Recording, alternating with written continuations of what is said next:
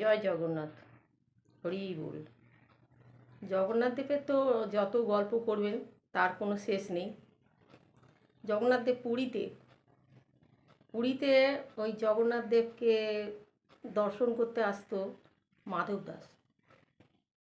তো উনি রোজ দর্শন করতে আসতো, আর ভগবান তার জন্যে অপেক্ষা করতো কখন আসবে। তো এরকম দর্শন করতে আসে, ভগবান খুব খুশি হয় সে এলে। তো একদিনকে এসছে, ভগবান তো খুব খুশি মাধব দাস এসে গেছে। এইবারে মাধব দাস বলছে,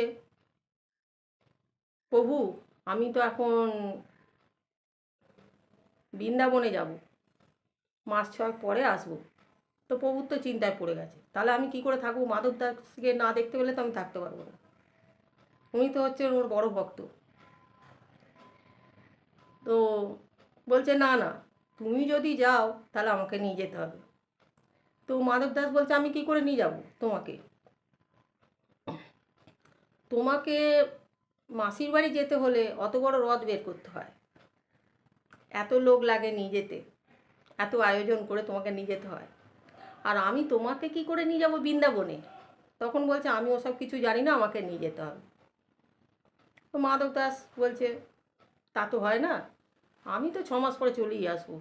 আমার বৃন্দাবনে যাওয়ার খুব ইচ্ছা, আমি বৃন্দাবনে যাব, ওইখানে যথারীতি সব জায়গার নাম বললো, আমি ওখানে যাব। তো জগন্নাথ দেব গেছে, মাধব দাস বৃন্দাবনে পরের দিন চলে গেছে। রাস্তায় হেঁটে যাওয়া, তখনকার দিনে তো এত বাস ট্রেন ছিল না, উনি হেঁটে হেঁটে যাচ্ছেন। 3 দিন হয়ে গেছে, কিছু খাবার পেটে পড়েনি।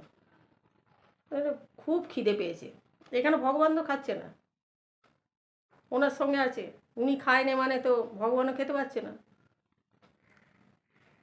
সামনাসামনি একটা দেখতে পেয়েছে, সেখানে এক বয়স্ক ভদ্রমহিলা, উনি আছেন। বলে, মা আমাকে কিছু খেতে দাও, না যদি দাও তাহলে আমি ওই গাছলা যা পারবো তাই খেয়ে নেবো। তো বলছে, দাঁড়াও বাপু, আমি তোমাকে খাবার করে দিচ্ছি। তো ওনাকে খাবার করে দিয়েছে। তো সে তো একবারে হুমু হুমু করে খাচ্ছে। তখন বলছে, আরে তুমি শুধু একা খেয়ে গেলে হবে? তোমার পাশে যে শ্যামলা বরণ ওই বাচ্চা ছেলেটা আছে, ওকে দাও। তবে কে আমার পাশে আছে? আমার পাশে কেউ নেই। বলছে, আরে ও বসে আছে, তুমি খেয়ে যাচ্ছ, তোমার দিকে তাকিয়ে বসে আছে। তখন সে বলছে, ও তার মানে প্রভু আমার সঙ্গে এসে গেছে। বলছে, এই জন্যই তো আমার এত খিদে পাচ্ছে। কেন, প্রভু তো সারাদিন 8 বার খায়, তা আমি কি করে ওনার খাবারটা এত খাবো কি করে?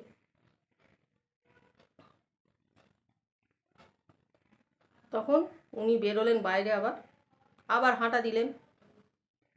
হাঁটা দিয়ে আবার যাচ্ছেন। এইবারে সব জায়গার থেকে সব জিনিস জোগাড় করছে। কেন, প্রভু তো প্রচুর, 8 বার তাকে খেতে দিতে হয়, এনার তো খিদে পাবে মাধব দাসের। তো ওই ছোলা টোলা যা পাচ্ছে খাচ্ছে, যা পাচ্ছে সারাদিন খেয়েই যাচ্ছে।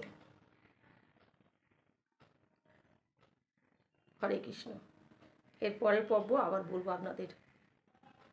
জয় জগন্নাথ, জয় পুরীধাম।